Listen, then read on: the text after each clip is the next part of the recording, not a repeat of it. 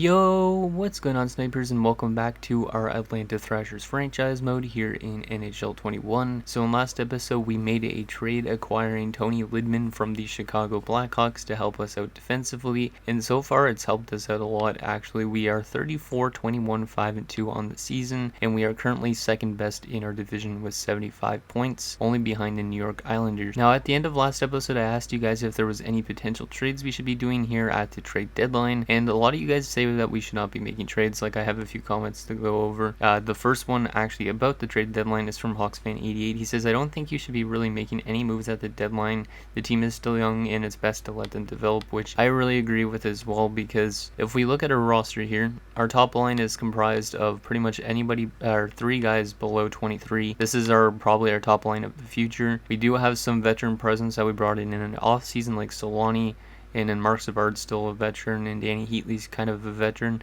But then you get into all the bottom 6, it's pretty much veteran based except for Kuznetsov. So there's a lot of young pieces and a good mix of veterans.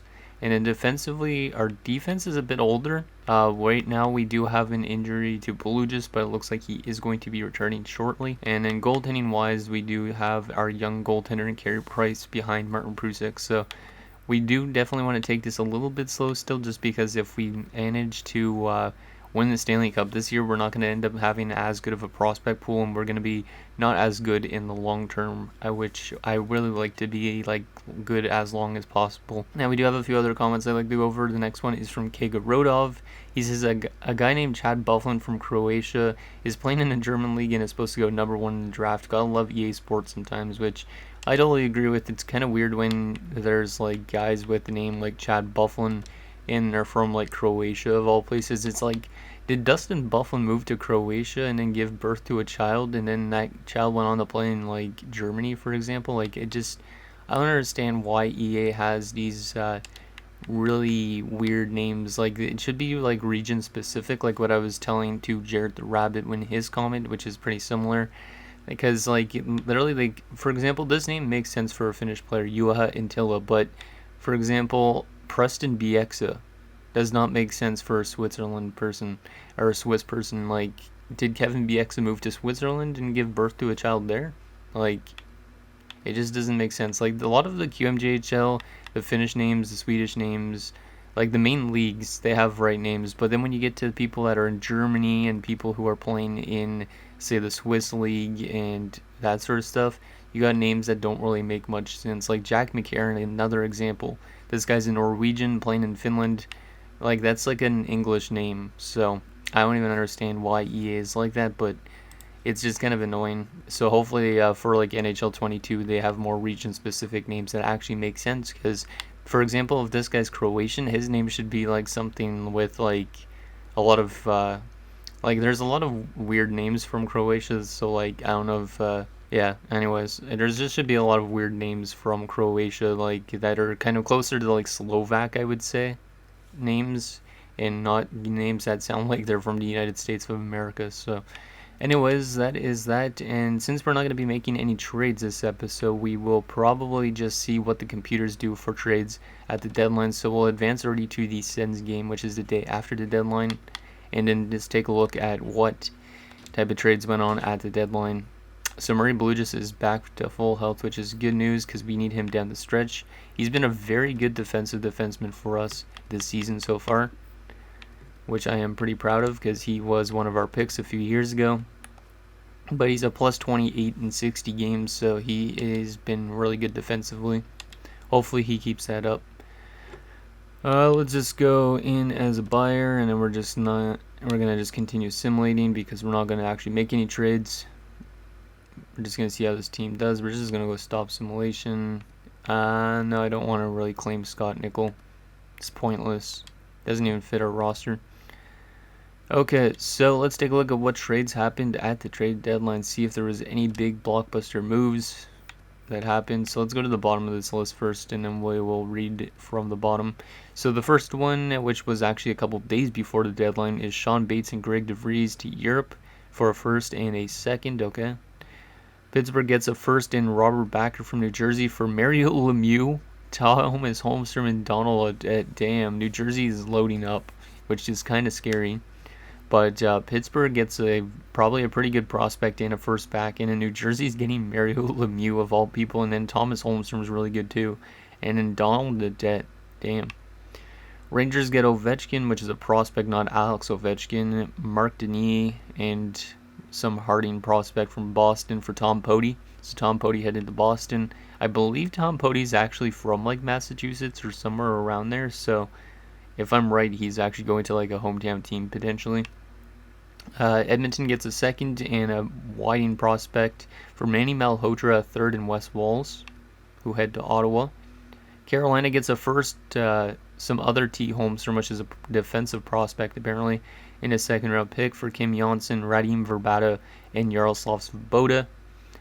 Dallas acquires Marty Reisner, Ryan Johnson probably, or it could be a different Johnson, and a sixth for a second and a third. Chicago gets a second and a third for Craig Anderson. So Craig Anderson's on the move from Chicago, going to Detroit of all places. San Jose gets Martin Straka, Matthew Dandino, and two others from St. Louis for a first and some prospect named Pierre Moreau. Europe gets Brian Rolston and Boyd Devereaux from Chicago for Rochette. That's Theo Rochette, I think, and a third and a sixth. Florida gets Ian Lapierre and a fourth from the New York Rangers for a second, Torres, and a sixth. Not Rafi Torres, just some random prospect. LA gets a first and a third for Dinas Zubris, Roman Hammerlick, and a fourth. Damn, a lot of teams loading up. Like Minnesota is one of those teams that are right around our same point totals. So they're loading up on defense and a little bit on offense.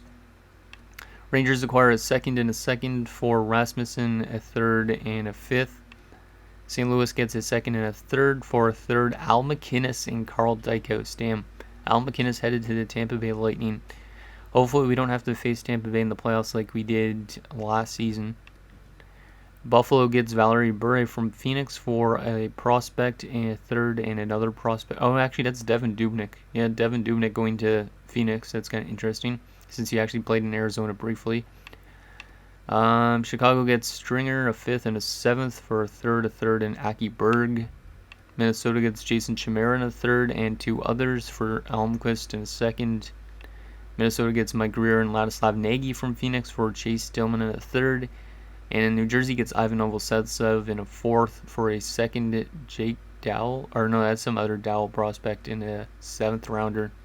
So, pretty interesting moves. I mean, like the biggest one's probably the one we named at the beginning, which is that Mario Lemieux trade to New Jersey, because New Jersey is obviously like loaded up completely. Them and Minnesota loaded up a lot here at the deadline. Like, let's take a look at their roster just for something else to add to this episode. I just want to see what they are looking like. So, yeah, New Jersey just acquired an 87 Mario Lemieux, who's 42 years of age. So, he's probably going to be retiring soon. But that's a huge addition to their roster. Like, their center core and their forward core is deep as heck now. They also got Ivan Novoseltsev in a different deal. He's going to help out that fourth line. And it looks like Thomas Holmstrom is going to be a healthy scratch, if I'm not mistaken. Their defense is a bit weak there, but they still do have Martin Brodeur and Cristobal Huet. But yeah, Thomas Holmstrom, Cliff Ronning, and Vitaly Achmanev are all depth forwards there. So this team is very offensive heavy, but damn, that's a scary team in New Jersey. I wouldn't be surprised if they won the cup, to be honest. And then Minnesota still has that young Alvin Gill who they drafted before. Okay, yeah, they have a pretty good roster with the addition of Zubris. Not as strong, I would say, as the New Jersey Devils, but they're better defensively with the addition of Roman Hammerlick. And Chimera's depth as well, damn. Yeah, both those two teams, one of those two teams I say is going to win the cup this year. That's my projection. Just based on those moves that they made at the deadline, or they might be first round exits, who knows. So, let's get the rest of the season simmed and see how we do and where we finish in the standings, and hopefully we could, whoever we face in round one, if we get to the playoffs, is a team we could beat. Or maybe we could just learn from experience again, just because last time we played the, the Tampa Bay Lightning, so as long as we could get a little bit more experience, it is good for our young guys, but hopefully we could start getting to, like, potentially the second round. We don't have to, but because I would still like to get some good young prospects into the system, like I was mentioning before. I would like to get our prospect pool as deep as possible before we actually start being a very good playoff team. Frolov is back from the AHL, which goes in here. He's not going to probably become that top 6 forward, but whatever. And a little bit of a downfall near the end of the stretch, but we are 39-27, 7-4, and we have clinched a playoff spot, I believe. Yes, we have, with 89 points. The Islanders are still number 1 in our division, but it looks like Tampa Bay is running away with things. Let's get the rest of this simulated. And Skalov's injured, we'll go replace player. And okay, so we finished the season 42-28, 7-5. Probably our best season yet. I don't remember what our record was last year, but we finished with 96 points, which is second best in our division. And the New Jersey Devils missed the playoffs by 5 points. So New Jersey loaded up, but it was not enough to get them into the playoffs. So that's kind of an iffy one for them to do. So they give up, I think they gave up a first in that trade to get Mario Lemieux, which means that first is now going to become a lottery pick. And yeah, the entire NHL is done. So let's take a look at the standings, and then we'll take a look at our player stats, and then we will also check stats around the league and see who we're up against in the first round, all that sort of stuff. So Tampa Bay finishes as the best team with 115 points on the season, 51-18-9. Boston is the next closest, but after that it drops off a lot in points. Only 5 teams had over 100 points. Minnesota was also one of them. Interesting. We finished, where did we finish? I think I saw us already, didn't I? Or yeah, we're 7th best in the league with 96 points. In terms of goals for per game, we were not bad, I would say. Yeah, we're right around the middle. 3.10 goals per game with 254. We scored as much as the Columbus Blue Jackets, who actually made it to the playoffs, so that's kind of interesting. Goals against per game, we were, where are we? We were also right around the middle, 2.78. Actually, that's probably like 10th or 11th. I didn't count. Power play percentage looks horrible. Yeah, we have one of the worst power plays in the NHL, so we might need to address that for the playoffs. But if we don't, maybe it will just all of a sudden start clicking in the playoffs, because sometimes that happens. And then penalty kill wise, our penalty kill was not great either. Yeah, we didn't have good special teams this year. 81.5% on the PK down here. And it looks like we were better. Yeah, we were better on home ice, I think. Or away from our home ice. Shorthanded goal-wise, we were one of the best shorthanded teams in scoring goals. Not the best on the penalty kill, but I'll take it. Let's take a look at our player stats now for the season. Starting off with our centers. Mark Savard, 74 points this year, and he was a plus 26. He is only signed for 1 more year, so we got to make a decision this offseason if we want to trade him away or not, because his value is going to be probably pretty high, I would assume. Yeah, he's been pretty consistent. His first season he had 74 points. He dropped down to having 60-point seasons, but then he's back to where he was, so that's nice to see. And then Patrice Bergeron, 68 points, pretty good from his 4th season. It's his best season so far, so he's been progressively getting better each and every year. But then again, he's playing with better line mates than he was before. Evgeny Malkin, 66 points. That's pretty good from him. A little bit less than last year, but still more goals, which is nice to see, because definitely we need those goals if we're going to be a good team. He's going to want a big extension, which I'm okay with doing. Mike Fisher had 53 points, which is not what I was expecting, but a good free agent signing. Yeah, because he was only putting up like 15, 22 points in Ottawa, but he was playing. Actually, yeah, he probably got way less ice time now, right? Yeah, he got way less ice time, so he got like 5 more minutes on ice with us, and he put up a good amount of numbers. So I don't know if he's going to come back this offseason. We might bring him. Actually, his contract is for an extra year. He could be also potential trade bait if for some reason our team is not doing good. Kuznetsov, 19 points, which is way less than last year, but he is getting minimized ice time. Yeah, by a lot. He lost 6 minutes in ice time, which is a lot.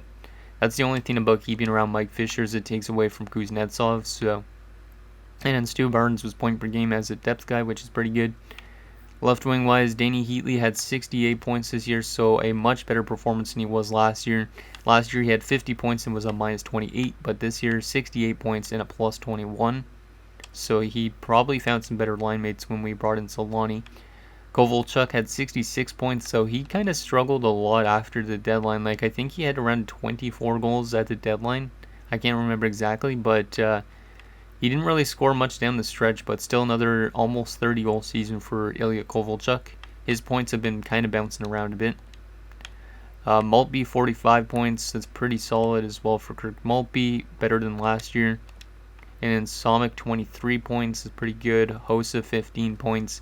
And Schaefer had 1 point in one game. Right wing wise, Solani came into our team and put up 64 points. 26 of them were goals. Way less than the teams he was with before in San Jose, but it was as good as his first season actually in San Jose. But he is probably going to be retiring soon because his potential just dropped down to a top 9. So Aaron Asham, 42 points, another solid season from him. Defensively, Tony Lidman put up 27 points. 13 of them were with us, 14 of them were in Chicago.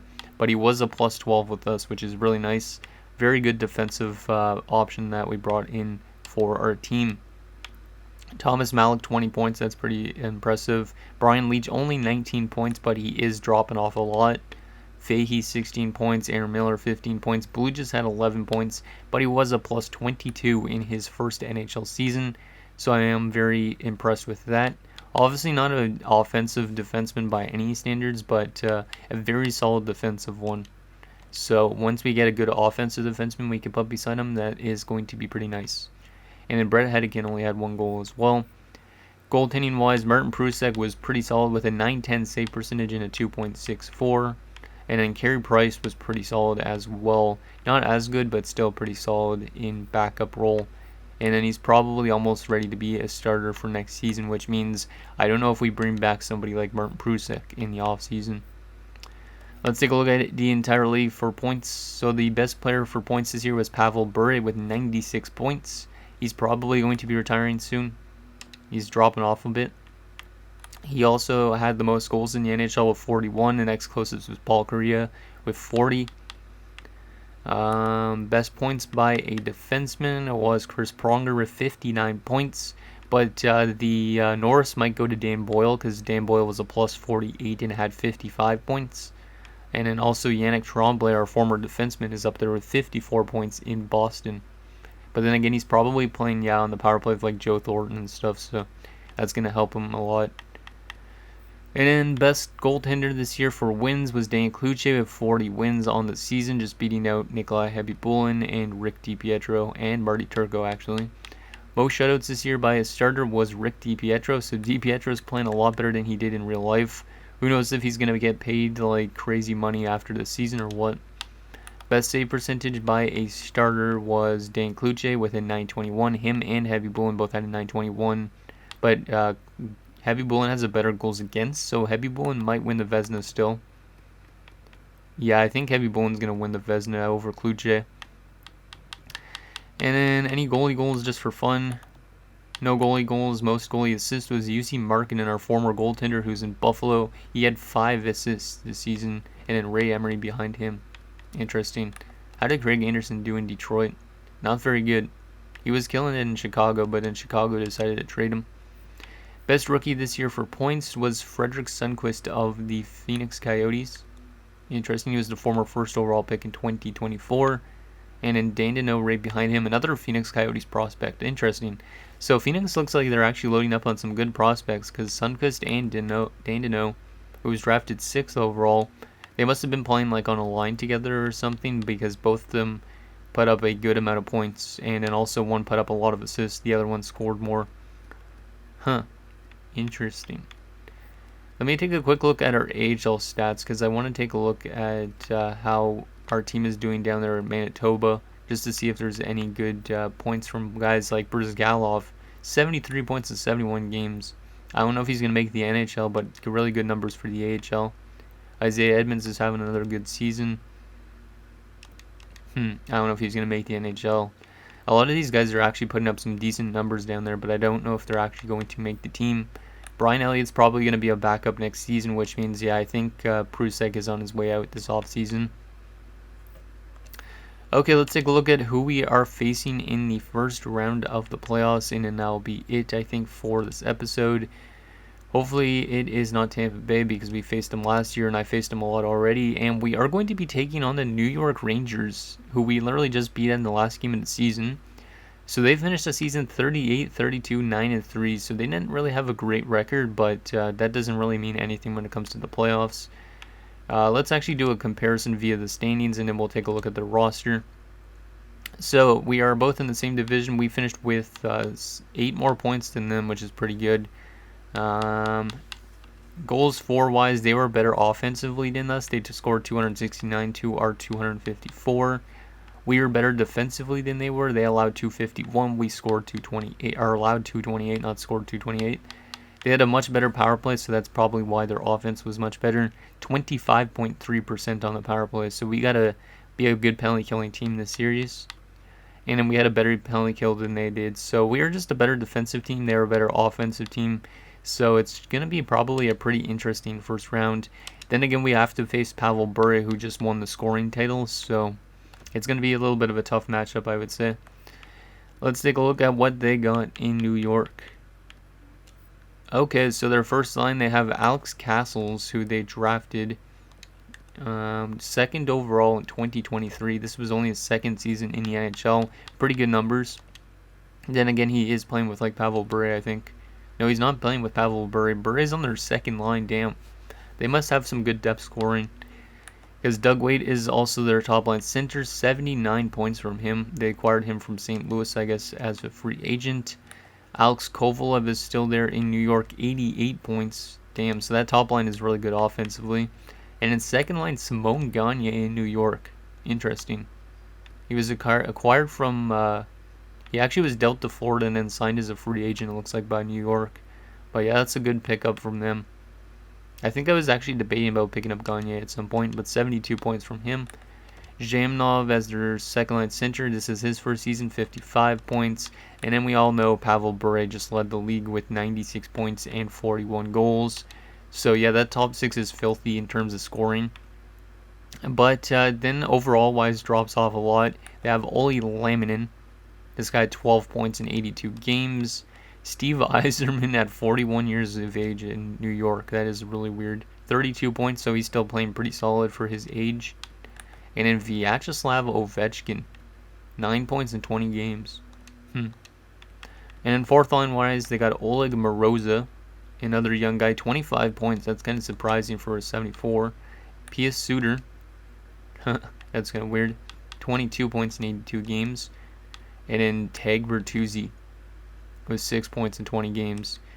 So overall wise, I'm a fan of Yzerman and then their top six, but everything else is not great. So maybe we could take advantage of that because we have better depth on our lines than they do, but they have a better probably top six in terms of offense. And then defensively, they have Jason Strudwick, 25 points this year, 235 penalty minutes. Yikes. So hopefully our power play gets a lot of opportunities this playoff round, and then we convert on that. They also have Shane Knighty, who also takes a lot of PIMs, 164 this year. Yeah, they're a very physical team, it looks like.